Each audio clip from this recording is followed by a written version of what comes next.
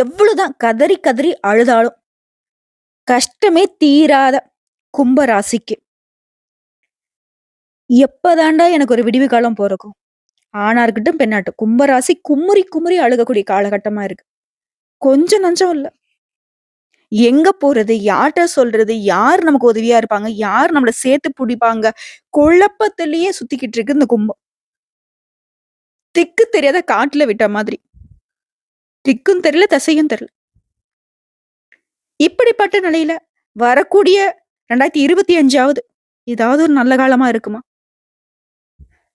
ஓரளவுக்கு முன்ன இருந்த மோசமான நிலையில இல்லாம, ஓரளவுக்கு நீங்க நிம்மதி பெருமூச்சு விடக்கூடிய அளவுக்கு சனி பகவானுடைய பெயர்ச்சிங்கிறது ஒரு 65% அதாவது 65% நல்ல பலன்கள் கிடைக்கும்.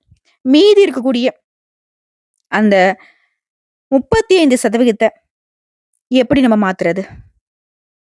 எப்படி நம்ம சீர் செஞ்சுக்கிறது? இப்ப வரக்கூடிய சனி அப்படிங்கிறது கும்ப ராசிக்கு திருக்கணித பஞ்சாங்கத்தின்படி நம்ம என்ன சொல்லுவோம்னா, பாத சனின்னு சொல்லுவோம். பயப்படாதீங்க. பாதச்சனி அப்படின்னாக்க பயம் வேணாம். சனி பகவான பொறுத்தவரைக்கும், நீங்க எந்தெந்த மாதிரிலாம் இருக்கணுங்கிறத நம்ம சொல்லிடுறோம். அத கரெக்ட்டா ஃபாலோ பண்ணிட்டீங்கன்னா போதும்.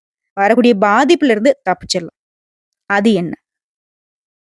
அதாவது மார்ச் மாதம் 29, 2025ல இருந்து 2027 ஜூன் மாதம் 3ஆம் தேதி வரைக்கும் அடுத்த 2 1/2 வருஷத்துக்கு கொஞ்சம் நீங்க பார்த்து சூதானமா தான் இருக்கணும். நல்லது எது? கெட்டது எது? நல்லவங்க யாரு? கெட்டவங்க யாரு? அவங்களுடைய செயல்பாடுகள் எப்படி இருக்கு? நம்மளுடைய செயல்பாடுகள் எப்படி இருக்கு? நம்முடைய எதிர்காலம் எப்படி இருக்கணும்? எல்லாமே திட்டமிட்டு தான் செயல்படணும். நம்ம உண்டு, நம்ம வேலை உண்டு. அடுத்தவங்க விஷயத்துல தலையிடக்கூடாது. அடுத்தவங்களுடைய தலையீடும் நம்முடைய வாழ்க்கையில இல்லாம பார்த்துக்கணும். எங்கும் கவனமா இருக்கணும். எதிலும் கவனமா இருக்கணும். ஆல்ரெடி கும்பத்த பொறுத்த வரைக்கும் அப்படிதான் இருக்கீங்க. என்ன ஒண்ணு இலகன மனசு. என்ன ஒண்ணு எல்லார்கிட்டயும் ஏமாந்துடுறீங்க. என்ன ஒண்ணு மனசுல பட்டத வெளிப்படையா பேசிடுறீங்க. எல்லாருடைய ஆசையும் என்னங்க? அவன் என்ன நினைக்கிறான்னு தெரிஞ்சுட்டா போதும். நான் அவன காலி பண்ணிடுவேன். அதுதான் பண்ணிட்டு இருக்காங்க. புரியுதுங்களா? ஒரு விஷயம் நம்ம எல்லாரும் நினைக்கிறது நமக்கு தெரிஞ்சுட்டா எப்படி இருக்கும்? அதுவும் அவங்க வாயாலே சொல்லிட்டா எப்படி இருக்கும்? கும்பராசியுடைய குமுறலுக்கு காரணம் இதுதான். மனசுல பட்டத வெளிப்படையா பேசுறீங்க. சூதுவாது தெரியாதவங்க தான். ஹ. ஆனா மத்தவங்களுக்கு தெரியும் இல்லையா? உங்களுடைய செயல்பாடுகள், உங்களுடைய மனநிலை, உங்களுடைய கேரக்டர் எல்லாத்தையும் தெரிஞ்சுக்கிட்டு, உங்ககிட்ட எல்லாமே களவாடுறாங்க. குணத்துல இருந்து, பணத்துல இருந்து, உங்களுடைய செயல்பாடுகள்ல இருந்து, உங்களுடைய உழைப்புல இருந்து எல்லாத்தையுமே திருடி அவங்களுடைய வாழ்க்கைய செழிப்பா வச்சுக்கிறாங்க. இதெல்லாம் உண்மை நினைச்ச கும்பராசிக்காரங்க இந்த விஷயத்துல நீங்க மாத்திக்கணும். புரியுதுங்களா? சோ இந்த காலகட்டத்த பொறுத்த வரைக்கும் 65% நமக்கு சாதகமா குடுத்திருந்தா, மீதி இருக்கக்கூடிய அந்த பெர்சன்டேஜ நம்ம எப்படி சரி செய்யறது? அது சரி செய்யறதுக்கான வழியும் சனீஸ்வர பகவான் குடுத்திருக்காரு. அது நம்ம என்னன்னு பின்னாடி பார்க்கலாம். அதுக்கு முன்னாடி அவரால் தானே இந்த அளவுக்காவது நமக்கு ஒரு நல்ல நிலை வந்திருக்கு. அவரை வணங்கி இந்த வீடியோ பதிவ நம்ம தொடர்ந்து பார்க்கலாம். ஓம் சனீஸ்வர பகவானை போற்றி போற்றி இந்த வீடியோ பதிவு பார்க்கக்கூடிய இந்த தருணத்துல கும்பராசிக்காரங்க கட்டாயம் சொல்லுங்க. காரணம் கேட்கிறீங்களா? ஏன் அந்த தெய்வத்துடைய பேர சொல்லணும்னு நினைக்கிறீங்களா? உங்களுக்குள்ள உண்மை இருக்கா? உங்களுக்குள்ள வரக்கூடிய எல்லா எண்ணமும் நல்லதாவே இருக்கும்னு நினைச்சீங்கன்னாக்க, இவருடைய நாமத்த சொல்லுங்க. போக போக உங்களுக்கு அது உணர முடியும். ஓம் அப்படிங்கிறது பிரபஞ்சத்தை வசப்படுத்தக்கூடிய ஒரு மந்திர சொல். எந்த தெய்வத்துடைய அனுகிரகம் உங்களுக்கு தேவையோ, அந்த தெய்வத்துடைய நாமத்துக்கு முன்னாடி ஓமும், அவருடைய நாமத்துக்கு பின்னாடி போற்றியும் சொல்லும் பொழுது, அந்த தெய்வத்தை நீங்க வாழ்த்தும் பொழுது, அவர்கிட்ட இருந்து உங்களுக்கு கருணை பார்வை கிடைக்கும். அனுகூலமான பலன் கிடைக்கும். ஓகேவா? புரிஞ்சுதுங்களா? சோ இப்போ நம்ம இந்த வீடியோ பதிவுடைய நோக்கத்த பார்க்கலாம். கும்ப ராசியை பொறுத்தவரைக்கும் இந்த சனி பகவானுடைய பெயர்ச்சி அப்படிங்கிறது மீன ராசியில சனி பெயர்ச்சி நடக்குது. இது உங்களுடைய ராசியிலிருந்து 2ஆம் வீடு. இந்த பெயர்ச்சி அப்படிங்கிறது இயல்பான ஒழுக்கம், யதார்த்தமான செயல்பாடு, கவனத்திறன் இதெல்லாம் இந்த காலகட்டத்துல உங்களுக்கு வெளிப்படும். மனச்சோர்வு எத பத்தியும் பாத்தீங்கன்னாக்கா ஒரு பற்று இல்லாம இருந்தீங்க இல்லையா? தடைகள், தாமதம், சிரமப்படுறது, எத பார்த்தாலுமே ஏதாவது ஒரு கஷ்டப்பட்டுட்டே இருக்கிறது. இந்த மாதிரி இருந்த நீங்க இந்த காலகட்டத்துல எல்லாமே மாறப்போகுது. இந்த பேச்சு அப்படிங்கிறது உங்களுக்கு திருப்தி தரக்கூடிய விதத்துல இருக்கும். பொருளாதார ரீதியா நீங்க சந்திச்சுட்டு வந்த நெருக்கடிகள் விலகும். பொருளாதார நிலை அப்படிங்கிறது உங்களுக்கு திருப்தியை கொடுக்கும். முக்கியமா சில சவால்கள் இந்த காலகட்டத்துல நீங்க சந்திப்பீங்க. அதையும் நீங்க திறமையா சமாளிக்கக்கூடிய அளவுக்கு சாதகமான அமைப்பு நிக்குது. மன அமைதி மேற்கொள்வீங்க. பிரார்த்தனை, தியானம் இதெல்லாம் தான் உங்களுக்கு மனசுக்கு தெளிவையும், நிம்மதியும் கொடுக்க போகுது. எந்த ஒரு விஷயத்தையும் நீங்க நம்பிக்கையோட செய்து முடிக்க முடியும். எந்த ஒரு விஷயத்தையும் நீங்க நம்பிக்கையோட எதிர்கொண்டு நிக்க முடியும். அதற்கெல்லாம் இந்த தியானம் பண்றதும், பிரார்த்தனை பண்றதும் உறுதுணையா இருக்கும். இந்த காலகட்டத்த பொறுத்தவரைக்கும், சனீஸ்வர பகவான் இந்த பயிற்சியின் காரணமா உங்களுடைய உத்தியோகம் எப்படி இருக்க போகுது? தொழில் எப்படி இருக்க போகுது? காதல் எப்படி இருக்க போகுது? குடும்ப உறவு எப்படி இருக்க போகுது? திருமண வாழ்க்கை எப்படி இருக்க போகுது? நிதிநிலை எப்படி இருக்க போகுது? மாணவர்களுக்கு எப்படி இருக்கு? ஆரோக்கியம் எப்படி இருக்கு? தெளிவா பார்த்து தெரிஞ்சுக்கலாங்களா? முதல்ல உத்தியோகத்த பார்க்கலாம். நீங்க 7:30 சனியுடைய கடைசி கட்டத்துல இருக்கிறதுனால, பணியிடங்கள்ல சின்ன சின்ன சவால்களை சந்திக்க நேரும்.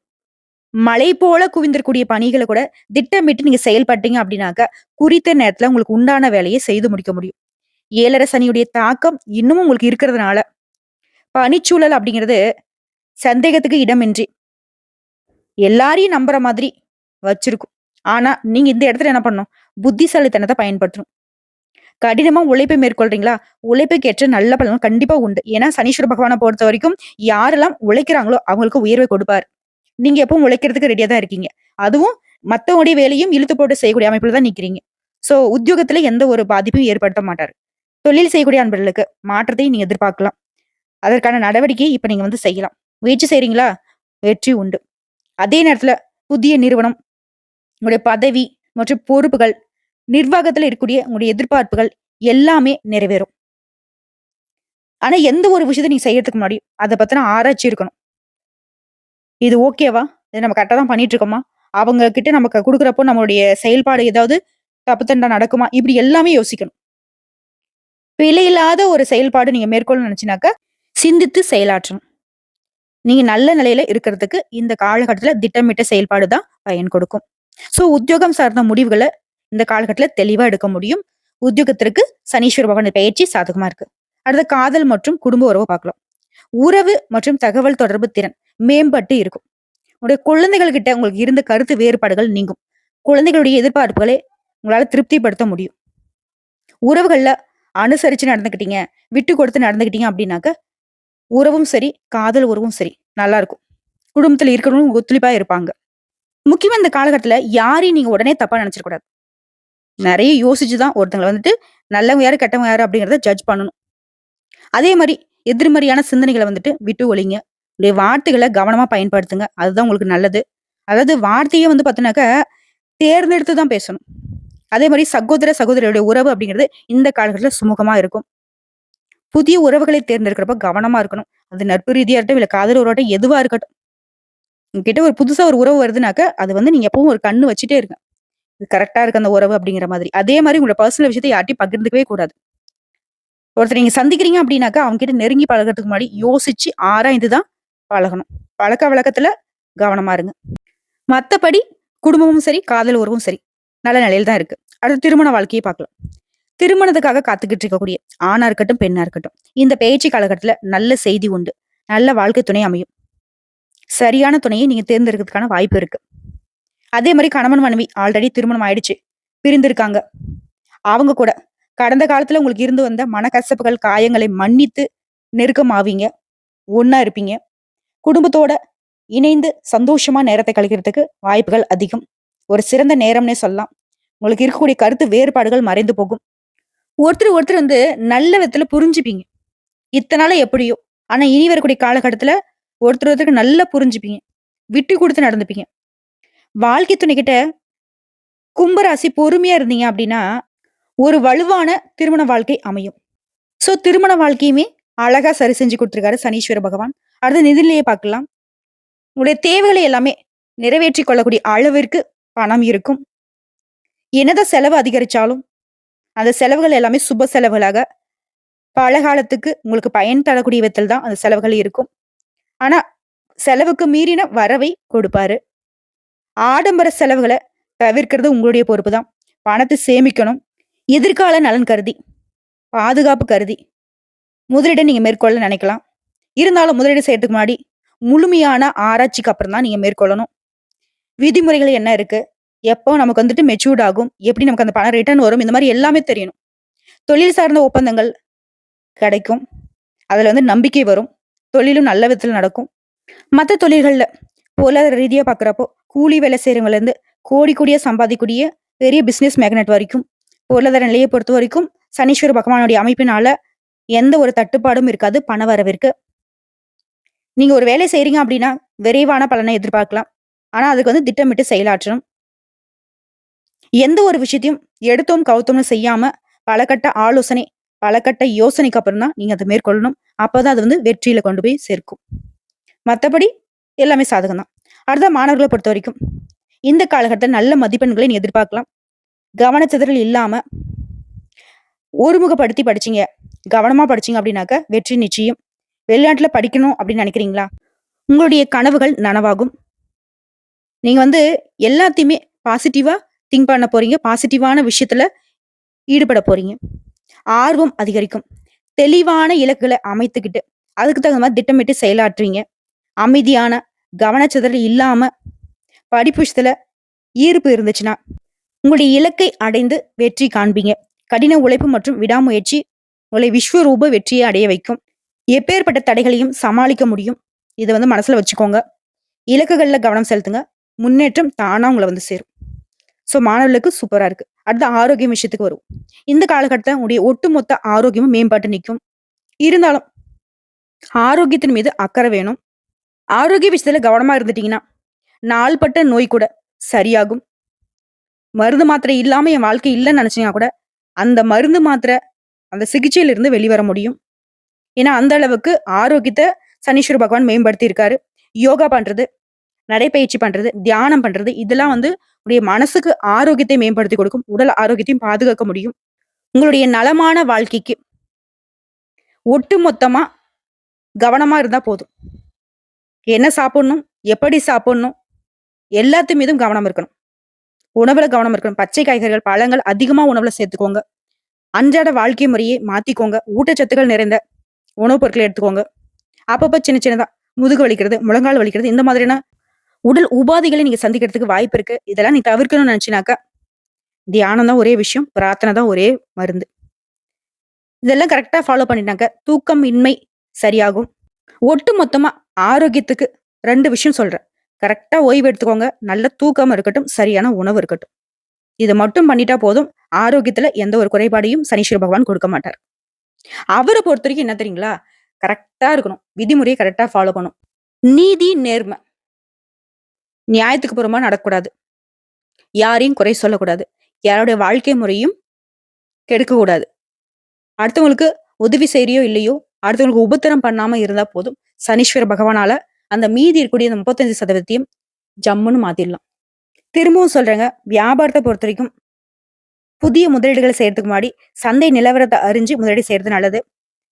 அதே மாரி கொடுக்கல் வாங்கல்ல கவனமா இருக்கணும். உங்ககிட்ட வேலை செய்யக்கூடிய பணியாட்கள தட்டி கொடுத்து வேலை வாங்க. தொழில் செய்யக்கூடிய இடத்துல சுத்தபத்தமா வச்சுக்கோங்க. ஹோட்டல்ல இரும்பு இந்த மாதிரியான விஷயங்கள்ல கூட்டு தொழில் செய்றவங்களுக்கு எல்லாமே அமோகமான காலகட்டம். உத்தியோகத்துல இருக்கிறவங்களுக்கு உங்களுடைய மேல் அதிகாரிகிட்ட எந்த ஒரு வாக்குவாதம் பண்ணக்கூடாது. அவங்க பேச்சு கேட்டு நடந்துக்கோங்க. அதுவே உங்களுக்கு உத்தியோகத்துல உயர்வை ஏற்படுத்தி கொடுக்கும். நீங்க எதிர்பார்த்த சம்பளம், நிலுவைத் தொகை இது எல்லாமே இந்த காலகட்டத்துல கைக்கு வரும். அலுவலகத்துல தேவையற்ற பேச்சுக்கள குறைச்சுக்கோங்க. சக ஊழியர்கள்கிட்ட உங்களுடைய சொந்த விஷயங்கள அளவுக்கு மீறி சொல்லாம இருக்கிறது நல்லது. முடிஞ்ச அளவுக்கு தவிர்க்கிறது சிறப்பு. கணினி மற்றும் தகவல் தொலைத்தொடர்பு இந்த மாதிரியான வேலை பார்க்குறவங்களுக்கு அயல்நாடு செல்லக்கூடிய வாய்ப்பு இருக்கு. மொத்தத்துல இந்த சனி பயிற்சி அப்படிங்கிறது அசந்து இருந்த உங்களுடைய வாழ்க்கையை உற்சாகமூட்டி சாதனைகளை நோக்கி வழிநடத்தும். செலவுகள்ல மட்டும் கொஞ்சம் சிக்கனம் செலுத்துனீங்கன்னா வாழ்க்கையே இனிமையாக இருக்கும். உங்கள பொறுத்தவரைக்கும் இன்னும் சிறப்பாக இருக்கும்னு நினைச்சீங்கன்னா, பரிகாரம் அப்படிங்கிறது சென்னை பல்லாவரத்துக்கு அருகில் உள்ள பொலிச்சலூரில் அருள்பாலிக்கும் வட திருநள்ளாறுன்னு சொல்லக்கூடிய ஸ்ரீ சனீஸ்வர பகவானை கேட்டை நட்சத்திரம் நடைபெறக்கூடிய நாள்ல சென்று வணங்குவதன் காரணமா நல்லது நடக்கும். அதே மாதிரி மனநலம் பாதிக்கப்பட்டவங்களுக்கு உதவி செய்வதனால நினைச்ச காரியங்கள் கைகூடி வரும். ஆக மொத்தத்துல இந்த பாதச்சனி அப்படிங்கிறது நம்முடைய கும்ப ராசிக்கு சரி செய்யக்கூடிய விதத்தில் தான் இருக்குது. அதாவது கால்ல ஒட்டின மண்ணு மாதிரி தான் நீங்க தட்டி விட்டுட்டு போயிட்டே இருக்கலாம். மத்தபடி எல்லாமே சாதகமா தான் இருக்கு. வரக்கூடிய சின்ன சின்ன தடைகளையும் தாமதங்களையும் நம்ம சொல்லக்கூடிய விஷயங்களை ஃபாலோ பண்ணீங்கன்னாவே சரி செஞ்சுக்கலாம். 100க்கு 100% நீங்க சாதகமா மாத்திக்கிறதுக்கான வாய்ப்புகள் அதிகமா இருக்கு. நாளும் பொழுதும் நல்லதாக அமையட்டும்.